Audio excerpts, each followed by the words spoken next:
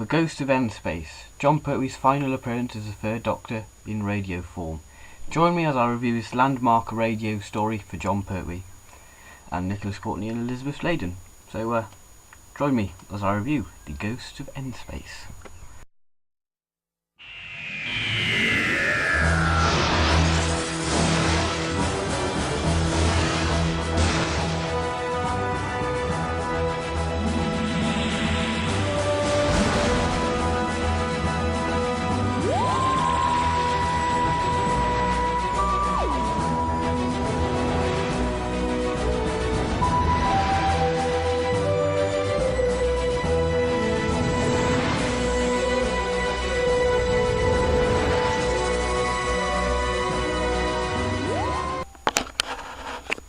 Hello YouTube, and today I'm reviewing The Ghost of N-Space. This review was requested by Magic Dansky.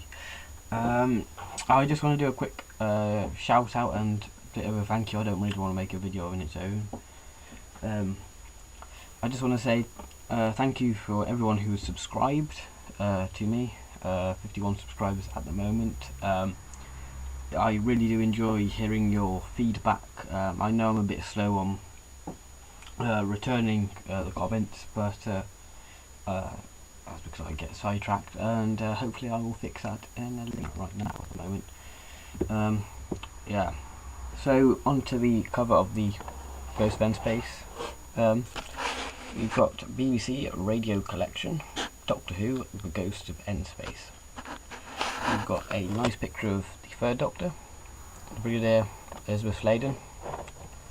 Then you've got some of the horrible creatures what are in space, and you've got two people off to the Ghost to the N-Space. Probably the Doctor and Sarah, because they go up and visit it. Well, not really visit. They just want to see what it's like. A BBC radio forecast drama.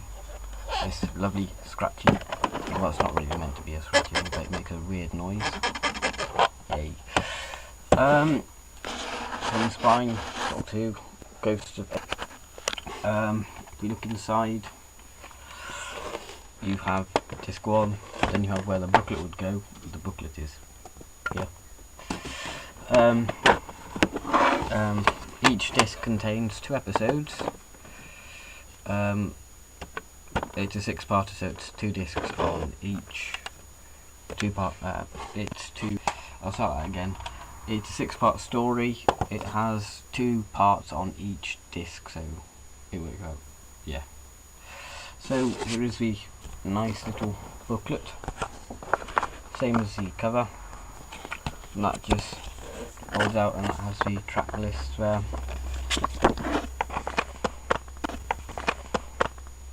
Oh, nice.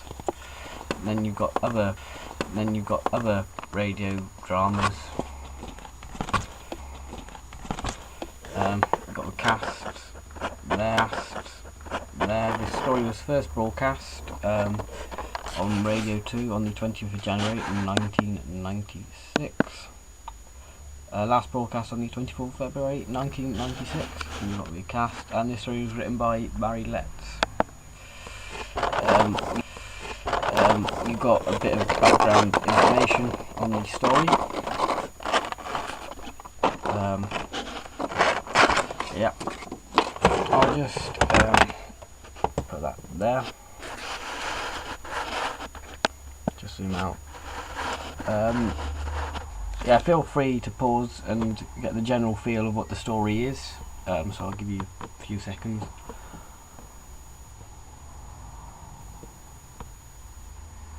Yeah, so the total running time is 2 hours and 2 hours and 15 minutes.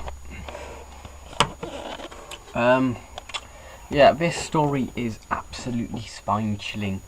This story reminds me of The Unquiet Dead, with all the rifts and stuff like that. Because N-Space is basically a giant rift full of horrible, nasty things. So this story can never age, really.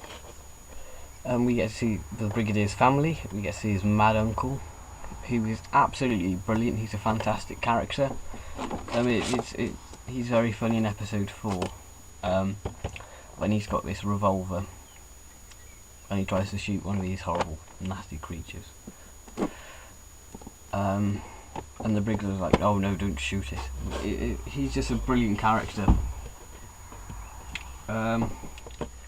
Would this story work as a television episode? If I'm being honest, no. It has a more grown-up feel to it. It has swearing, it has more violence, but then it'll be like, oh yeah, they can just broadcast it after the watershed. In all honesty, there are some scenes what I think they couldn't pull off if they were doing it in 1995, especially when the Doctor and Sarah are travelling to end space and they lift up out of the roof and up into the sky. I honestly feel like they couldn't do that at the time, and it would look a bit naff, really. So I think it's best left as a radio story.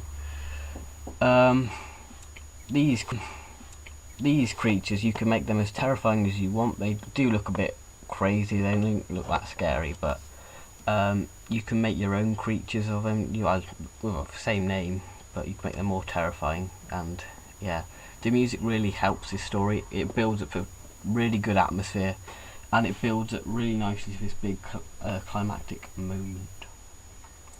There are gangsters in this, and they're from New York. I think in the first 2 episodes they're in New York, and they travel down to the Brigadier's uncle's castle, and they want the castle because it has some sort of prophecy or something like that. Yeah, the reason I find this story quite spine-chilling is because I don't really like the supernatural stuff. I don't really think people should mess in it, in my opinion. Yeah, episode 4's cliffhanger, you know, it's episode, I think. When I think it's this like mad magician, and I just thought, oh, that's probably the Doctor, but it's not. And you're too late. The end space has been broken. And it's just a brilliant ending. The scene is very much like the Unquiet Dead and the demons meet each other. It's like those stories combined, and it's just a wonderful story. I highly recommend this story to any Third Doctor fan and Ghost fan, and yeah, and Rifts and Galaxy and stuff like that. Yeah, this is a really good performance by all the cast, but I will say the character Jeremy, Sarah Jane's photographer, which doesn't really fit the continuity, really, because he was never mentioned in the actual programme, so I think he is a bit of a filler character, but I don't really like him. But I suppose there are some scenes when you do need him to push the plot a bit further. But yeah, I will give this story a 9 out of 10. It's one of the best Third Doctor radio stories what he did. He only did 2, but this is probably my favourite. You can buy this in a box set, the radio collection, what contains The Ghost of N-Space, Paradise of Death, Doctor and the Pescatons, and Slip Back with Colin Baker. So yeah, this is a really good story. If you put more imagination into it, the more you get out of the story. I just like to point that out, because I put quite a lot of imaginative setting and just made it a lot better. But yeah, I highly recommend the story. My next review will be of the Ark in Space and then Galaxy 4, where I'll be comparing the Aztec Special Edition to the recon on the Aztecs to the actual full story. So thank you for watching, and goodbye.